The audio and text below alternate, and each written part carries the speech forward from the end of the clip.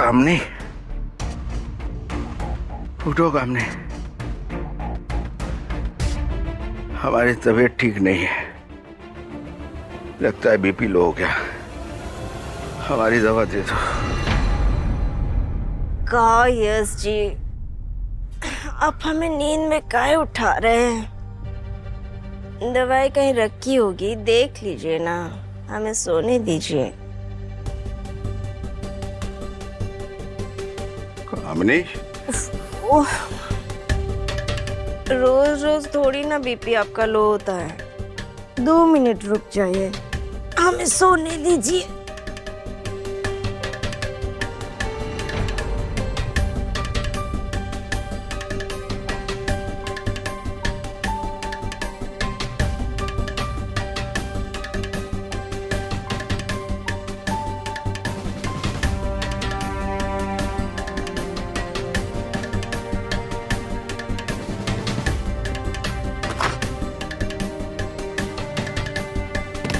दवा कहाँ गई?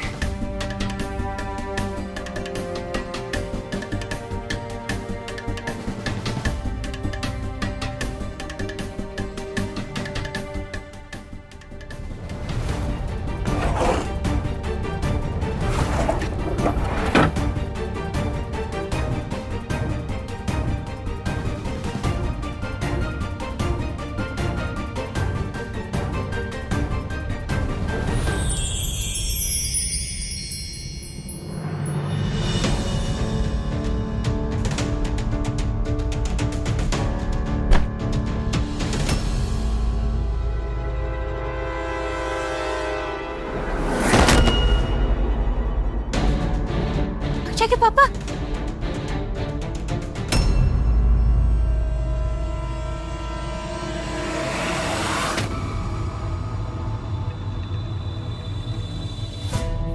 संभालिए संभालिए बेटी, दिखाइए। अक्षय के पापा, आपके हाथ इतने ठंडे काहे लग रहे हैं? फिर से बीपी लो हो गया का? हम आपके लिए अभी चीनी का पानी लेकर आते, रुकिए।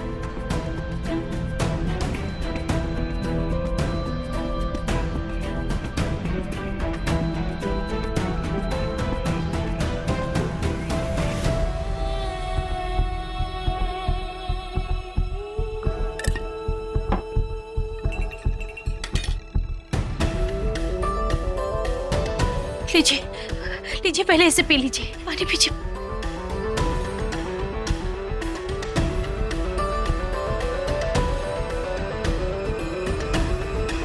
अब हम अभी दवाई लेकर आते हैं।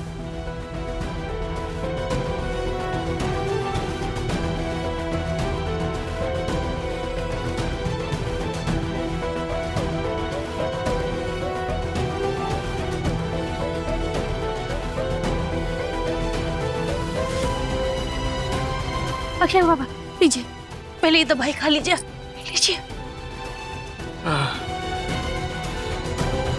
लीजिए, पानी पीजिए।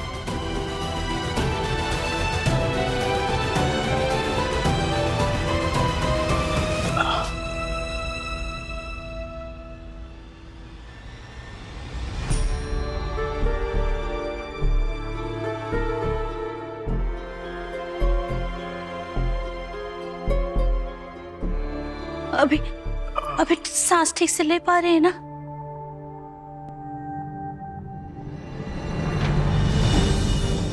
हम ठीक है, हमारी चिंता मत करो। थोड़ी देर आराम कर लीजिए।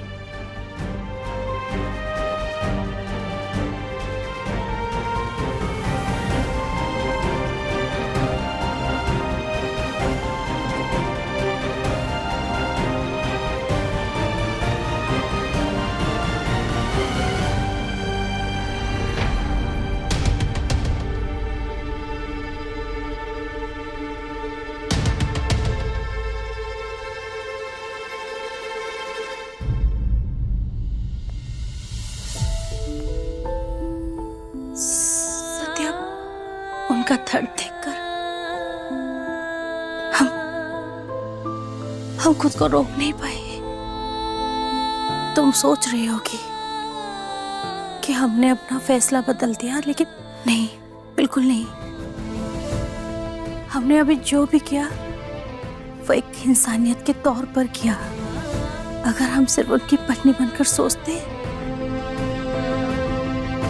तो उनको इस हालत में हम कभी भी अकेला नहीं छोड़ते।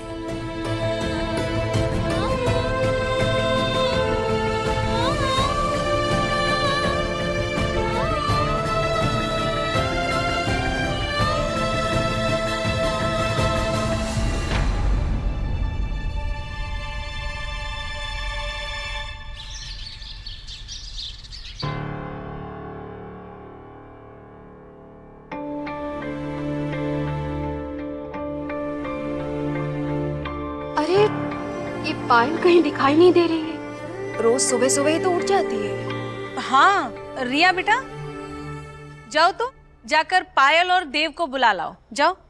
ठीक है मम्मी। मम्मी, ये देव कौन है? बस फिर से तमाशा शुरू। सुंदरी, ये देव कौन है? अरे अच्छा, अभी तक किसी को पता नहीं चला। हम तो पायल के होने वाले बच्चे की बात कर रहे हैं। कल उसका नामकरण जो हुआ है, कल साची ने उसका नामकरण किया है देव स्वरूप। एक खानदान का चिराग देव स्वरूप।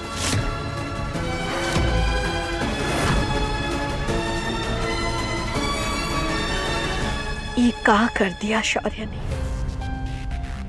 और ये साची बहू को भी का हो गया। ये सब काहे कर रही है वो? दादी, हम जो कर रहे हैं सोच समझ कर रहे हैं।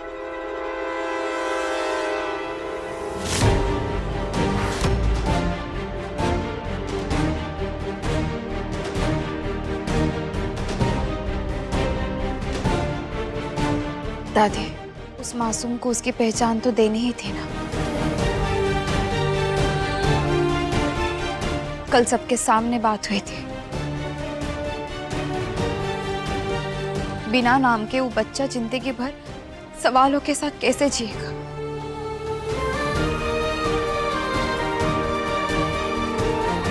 इसीलिए हम बस वही कर रहे हैं जो इस वक्त उसके लिए सबसे ज्यादा जरूरी है।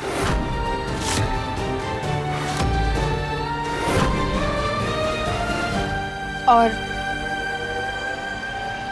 हमने और एक फैसला भी लिया है। अब कौन सा फैसला लिया है तुमने साची?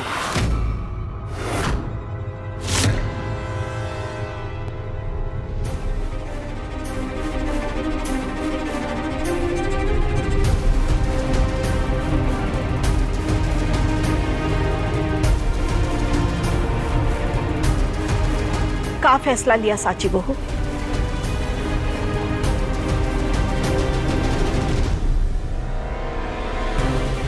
जो आग हमने लगाई थी, लगता है आज उसका धुआं पूरे घर को दिखने वाला है।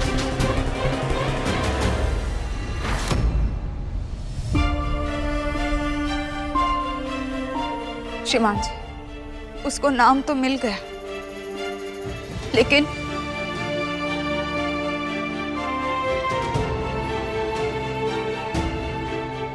सिर्फ नाम रख देने से उसकी पहचान नहीं बनेगी। वो नाम पर उसका हक तभी होगा जब समाज के सामने उसका श्रीमान जी के साथ सामाजिक और कानूनी रिश्ता होगा।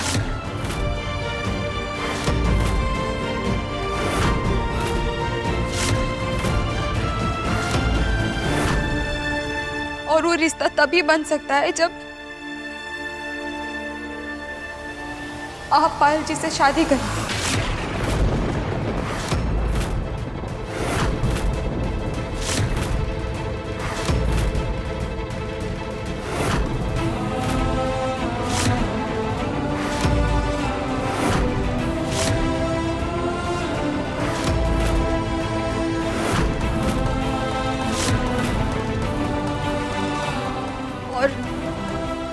और आपको ये शादी करनी ही पड़ेगी श्रीमान जी।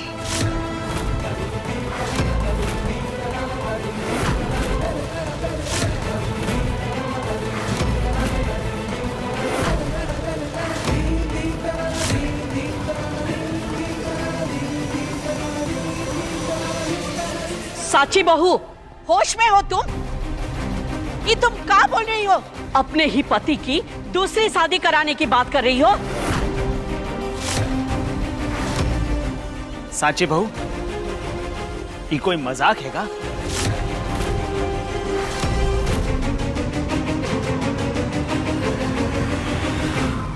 नहीं पापा जी, ये मजाक नहीं है, ये जरूरत है।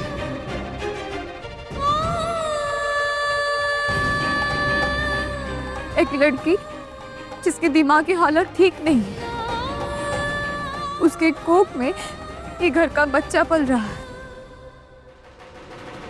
और वो मासूम बच्चे की पहचान, उसका नाम, उसका भविष्य, सब कुछ हम सबके फैसलों पर टिका हुआ है।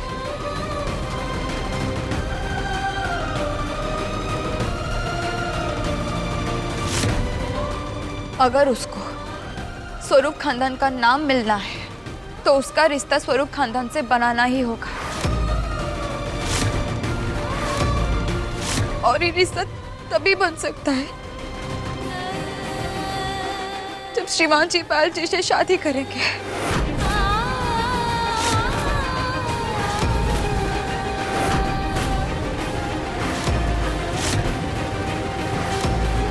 साची बेटा, इतना बड़ा फैसला तुम अकेले कैसे ले सकती हो?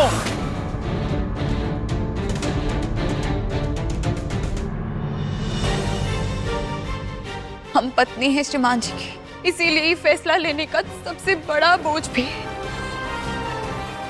हमारे हिस्से में आया है।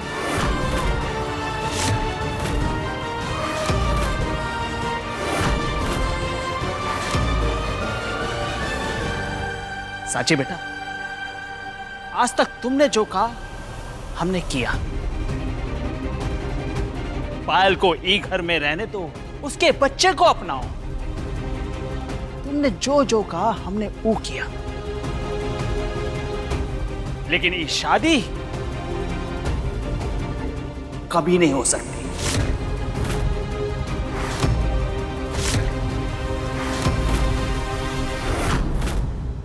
पापा जी,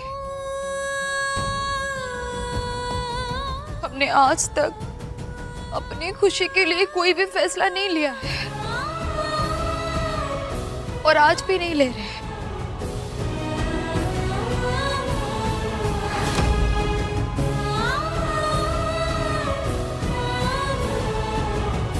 हम बस उस रात के सच का बोझ उठा रहे हैं, जिस रात श्रीमान जी पायल जी के कमरे में गए थे।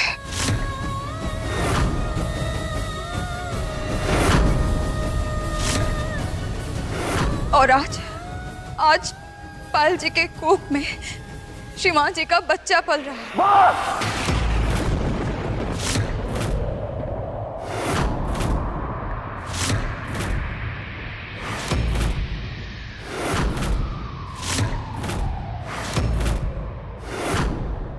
कितनी बार कहे हम कि हमने ऐसा कुछ नहीं किया। तुम हमारी बात का भरोसा क्यों नहीं कर रहे?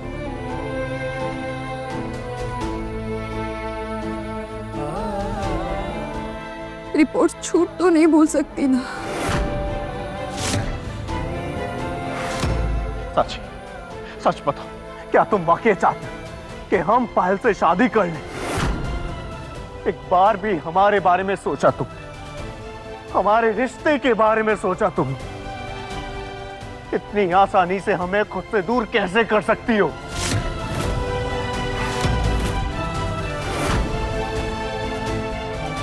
श्रीमान जी, हम फिर से वही बात पर बहस कर रहे हैं जिसका कोई फायदा नहीं, काहे कि हम फिर से वही सवाल आपको पूछेंगे जिसका जवाब आज भी आपके पास नहीं है।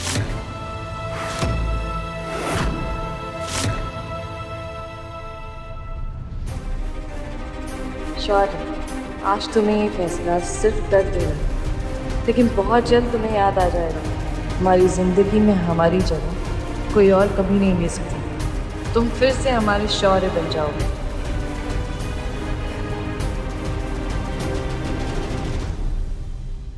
आपको पायल जी से शादी करनी ही पड़ेगी श्रीमान जी।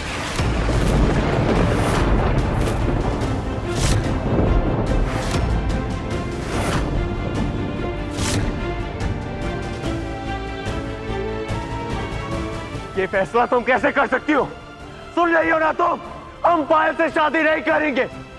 हम शादी नहीं करेंगे।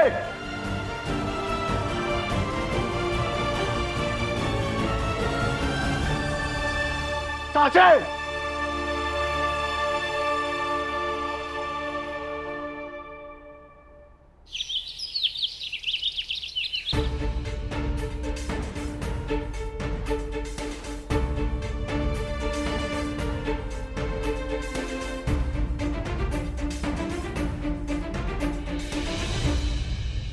विक्रांत जी,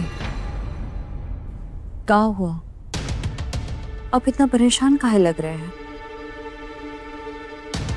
बस अशोक त्रिपाठी के बारे में सोच रहे हैं सत्या। पुलिस स्टेशन से जाने के बाद उनकी तरफ से कोई खबर नहीं आई। पता नहीं हमारी बात का असर उन पर हुआ होगा भी या नहीं। विक्रांत जी, हमारे हिसाब से तो वो हमारी मदद जरूर करेंगे। कामिनी ने उनका बसा बसाया घर उजाड़ दिया है और इतना सब कुछ होने के बाद वो खुद चाहेंगे कि कामिनी का सच सबके सामने आ जाए। काश ऐसा ही हो सत्या। काहे कि फिलहाल हमारे पास अशोक त्रिपाठी ही एक सबूत है जिससे कामिनी का सच हम पापा के सामने लेकर आ पाएंगे। सत्या, अगर वो पीछे हट गया तो हमारी पूरी की पूरी कोशिश बेकार जाएगी। नहीं विक्रांत, ऐसा नहीं होगा। भगवान अगर चाहेंगे ना तो अशोक त्रिपाठी जी वो हमारी जरूर मदद करेंगे। अशोक त्रिपाठी जी का कॉल उठाओ। हाँ। नमस्ते अशोक त्रिपाठी जी। जी बोलिए।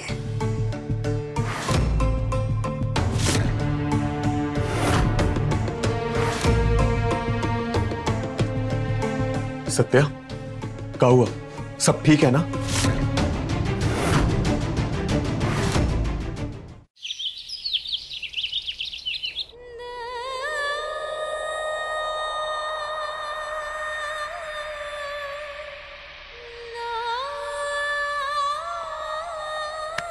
समझती क्या हो तुम खुद को? जो मन में आया वो फैसला सुना दिया। हमसे एक बार पूछना जरूरी भी नहीं समझा तुमने। ये सोच भी कैसे लिया तुमने कि तुम्हारे होते हुए हम किसी और से शादी करेंगे? क्या इतने पराये हो गए हम तुम्हारे लिए कि हमसे बिना पूछे हमारी पूरी जिंदगी का फैसला कर लिया तुमने? सोचा भी तुमने कैसे? तुम हमारी पत्नी हो साक्षी, और हम सिर्फ तुमसे प्यार करते।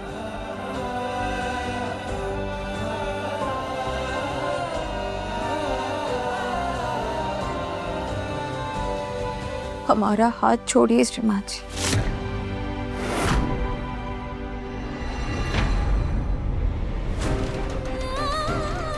हम ये फैसला बहुत सोच समझ कर लिए।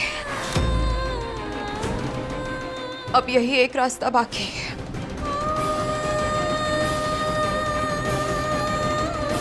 आपकी पायल जी से शादी। तुम हमारी जिंदगी का फैसला हम पर नहीं थोप सकते। हम तुम्हारी बात नहीं मानेंगे। आपको मानना होगा श्रीमान जी। आपको पायल जी को अपनाना होगा। आपको बच्चे को अपना नाम देना होगा। इसी में ही वो मासूम की पहचान है, उसका पूरा भविष्य है।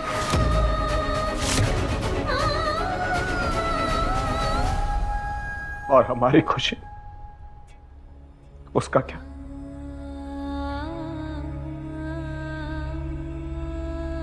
सची, ये सजा मत दो। रोज रोज मारने से अच्छा है कि तुम हमें जहर दे दो।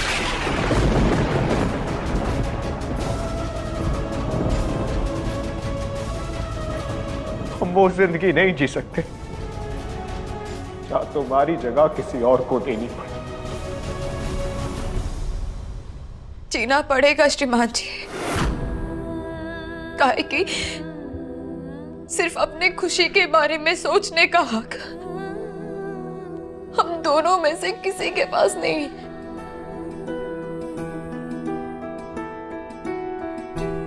अगर आज हम पीछे हट गए ना, तो वो मासूम बच्चा और पायल जी दोनों को जिंदगी भर समाज के सवालों का सामना करना पड़ेगा।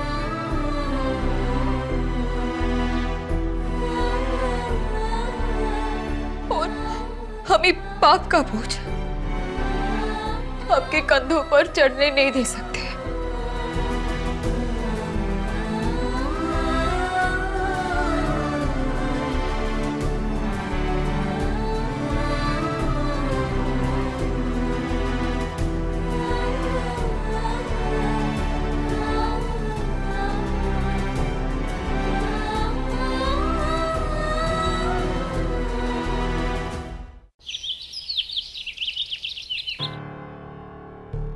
अरे यश जी, कल रात हमको लगा आप वैसे ही हैं, उठा रहे हैं हमको। हमको क्या पता था आपका बीपी इतना लो हो गया है और बात इतनी बढ़ गई है।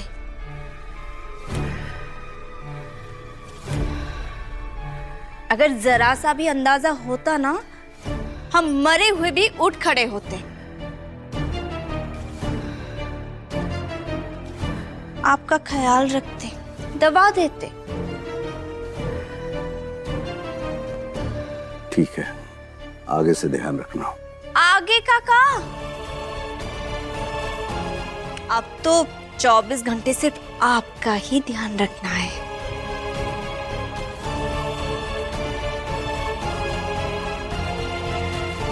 ये लीजिए ना, आपके लिए टमाटर का सूप बनाया है।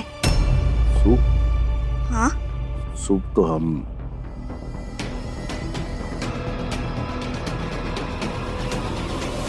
बहुत पसंद करते हैं।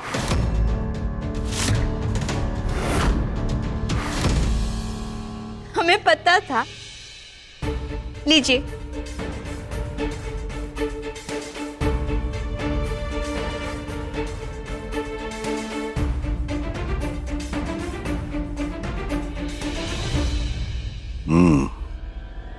अच्छा बना है।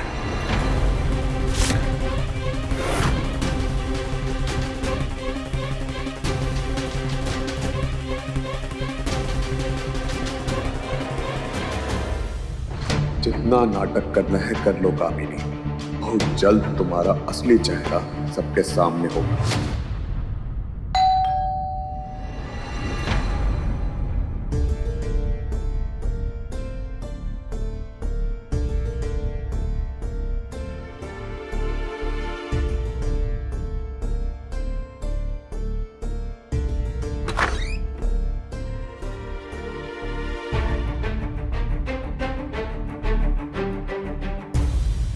कौन है सत्या? कोई आए हैं जो कामिनी से मिलना चाहते हैं।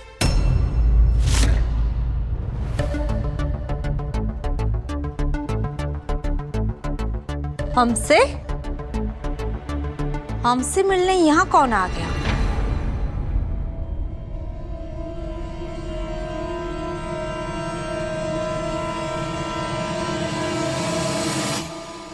अशोक त्रिपाठी।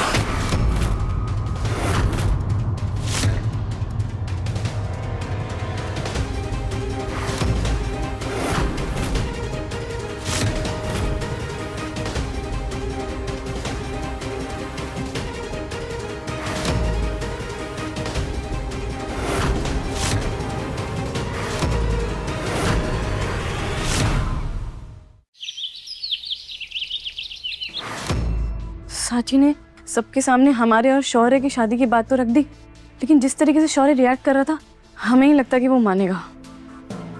अगर उसने मना कर दिया तो फिर क्या होगा हमारा?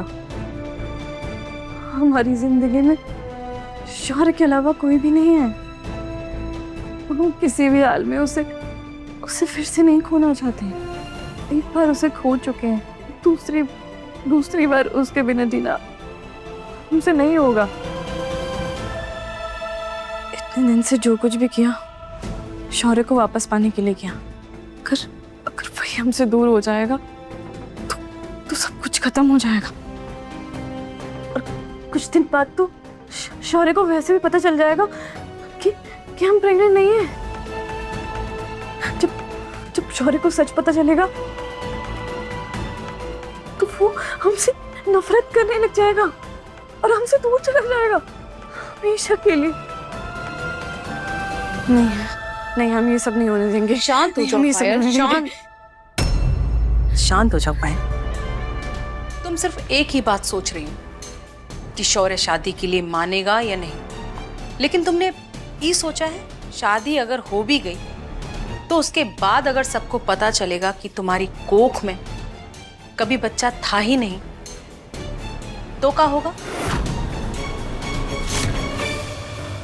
ये तो हमने सोचा ही नहीं। शादी के बाद भी तो शौर्य को पता चल जाएगा कि हम कभी प्रेग्नेंट थे ही नहीं। याददाश्त वापस आ गई तुम्हारी, पर दिमाग अभी भी काम करना शुरू नहीं हुआ तुम्हारा। मतलब ई कि शौर्य को साची से छीन कर अगर तुमको अपना बनाना है तो तुम्हें अपने हर झूठ का जवाब पहले से ही तैयार रखना होगा। हम समझे नहीं। इस वक्त तुम्हारा मकसद सिर्फ एक है, शौर्य से शादी करना। और रही प्रेगनेंसी की बात,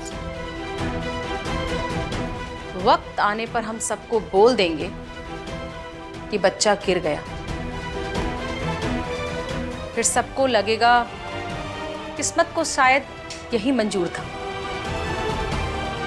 और फिर किसी को तुम्हारे झूठ पर शक भी नहीं होगा। मतलब सबको लगेगा कि हमारा मिसकैरेज हो गया।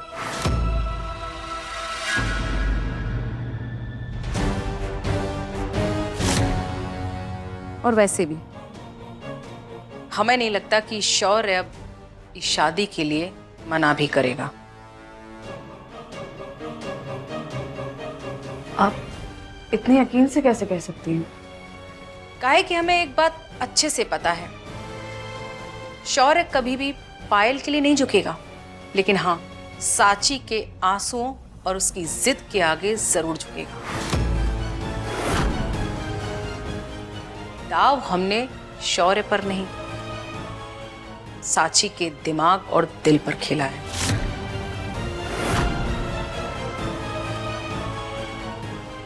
देखना, आखिर में शौर्य को शादी के लिए हाँ कहनी ही पड़ेगी।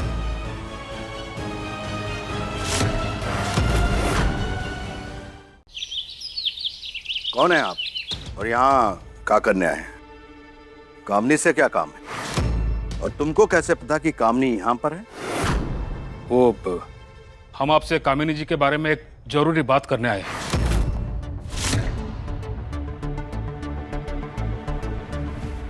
जरूरी बात? बोलिए। अरे चुप काहे हैं, बोलिए। पापा, बहुत मुश्किल से हिम्मत जुटा कर आए हैं यहाँ। प्लीज पहले इनकी बात सुनिए। ये इस धोखेबाज कामिनी सिंह का सच बताने आई है। तमीज से नाम लो विक्रांत कामनी का। हमारा रिश्ता पता है, आप हैं तुम्हारे। हमें रिश्तों की अहमियत भी याद है और उन्हें निभाना भी, लेकिन अफसोस एक अजनबी औरत के लिए आप अपने पूरे परिवार से दूर होते जा रहे हैं।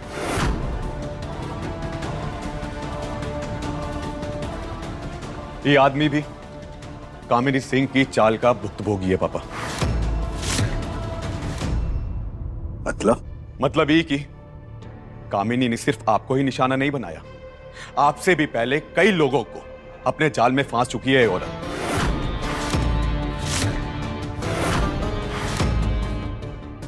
और अशोक त्रिपाठी उनमें से एक है। इसका सिर्फ एक ही तरीका है, पहले सामने वाले का भरोसा जीतना, फिर उस भरोसे का फायदा उठाना, रिश्तों का सहारा लेकर सामने वाले की जिंदगी में घुसना, और जब मतलब पूरा हो जाए ना पापा, तो सिर्फ पैसे ही नहीं, पूरा का पूरा परिवार तबाह कर देती है ये औरत।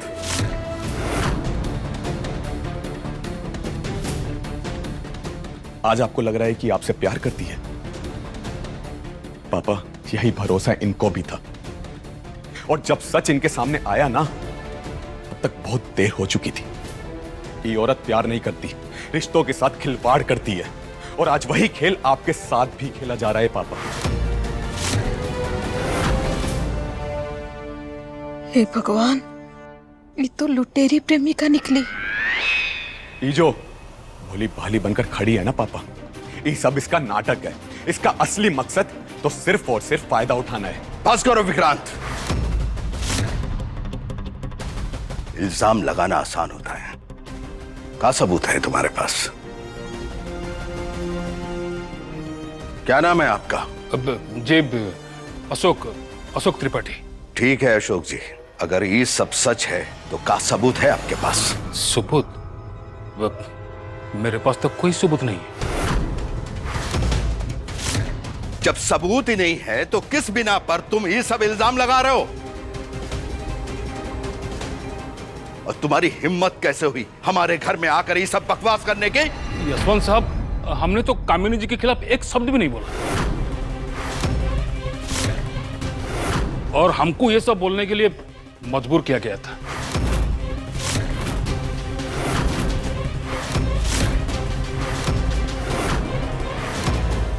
मजबूर? किसने किया मजबूर? अब वो एसएचओ साहब एंड कांस्टेबल मैडम ने डराया धमकाया और ये कहानी सुनाने के लिए बोला।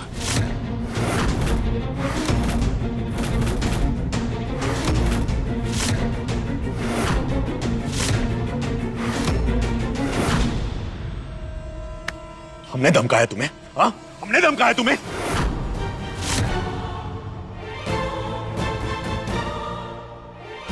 सच बता, किसने खरीदा तुझे? जी छोड़िए। काहे झूठ बोल रहा है? तूने खुद पुलिस स्टेशन में बोला था ना कि कामिनी सिंह ने तेरी पूरी जिंदगी खराब कर दी। तेरी बीवी, तेरी बेटी, तेरा बेटा सब छीन लिया तुझसे।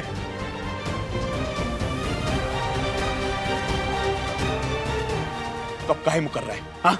हम तो वही बोल रहे हैं ना जो आपने हमको बंदूक दिखाकर डराकर बोलने के लिए कहा है। आपने ही तो कहा था ये यशवंत जी के घर जाके ये सब बोलने के लिए।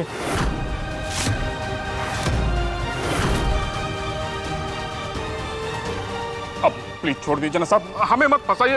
यशवंत सर प्लीज बता लीजिए हमको, प्लीज बता लीजिए।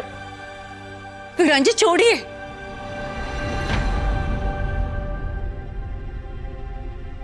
ये सब का तमाशा है विक्रांत? तुम लोग सोचते हो ये सब इल्जाम लगाकर कामिनी को हमारी नजरों में गिरा दोगे और हम अपनी जिंदगी से उसे निकाल देंगे? पापा जी, ये आदमी कल पुलिस स्टेशन में कामिनी का सारा सच बोल रहा था।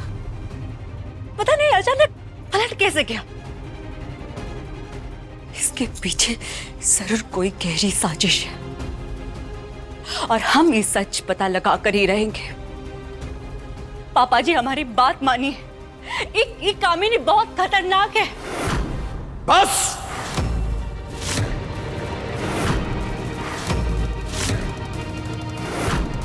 अब एक शब्द नहीं सुनना हमको। यशवंत साहब, हम तो सिर्फ आपको आगाह करने आए थे। हमसे झूठ बुलवा कर ये आपकी और कामिनी जी के रिश्ते में दरार डालने की कोशिश कर रहे हैं। हम क्या करें, हम तो शरीफ इंसान हैं, हम ये पाप नहीं कर सकते। अब हम जा सकते हैं साहब, हमें किसी मुसीबत में नहीं पड़ना है। जाइए, और आप बिल्कुल मत घबराइए। जब तक हम हैं आपको कुछ नहीं होगा। अच्छा हुआ वक्त रहते आपने सच का साथ दिया, झूठ का नहीं। जाइए, हम सब संभाल लेंगे। ठीक है, चलते हैं साहब।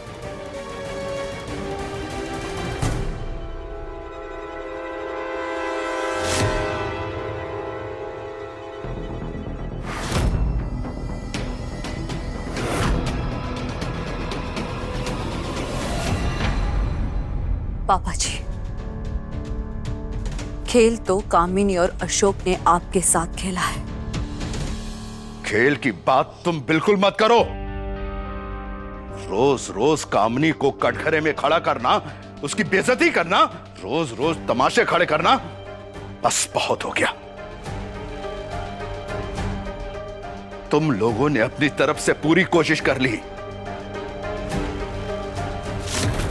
अब फैसला हम करेंगे।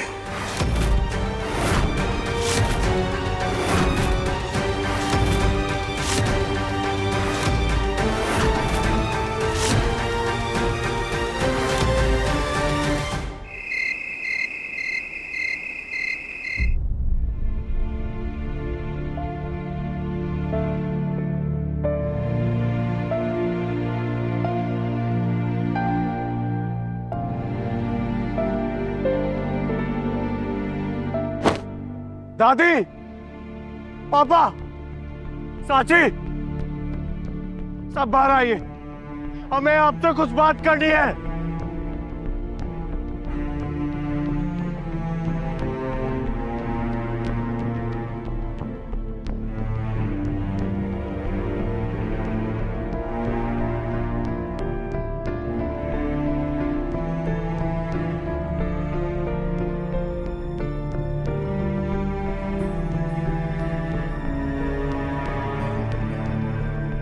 आज हमने सब कुछ खो दी।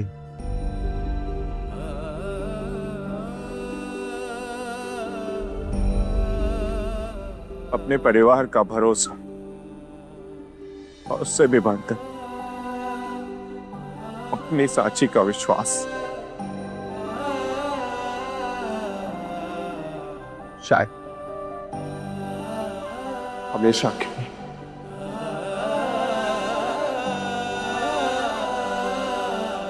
हमारी साची, हमारी पत्नी आज हमें किसी और का हाथ थामने के लिए कह रही है, जिसे हमने टूट कर प्यार किया।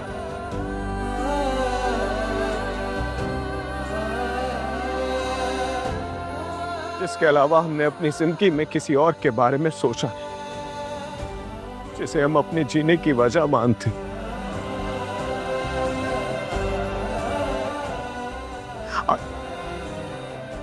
आज पहली बार हमारी साची ने हमारा हाथ छोड़ दिया।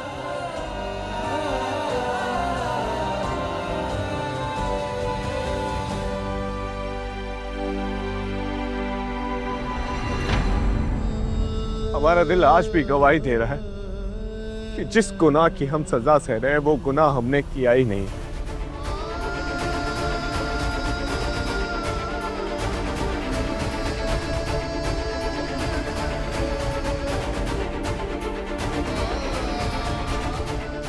लेकिन आज हम हार गए, अपनी साची के सामने हार गए। अगर हमारी साची को लगता है कि इस फैसले से उस मासूम बच्चे का हक उसे मिल सकता है, तो हम तैयार पायल से शादी करने के लिए।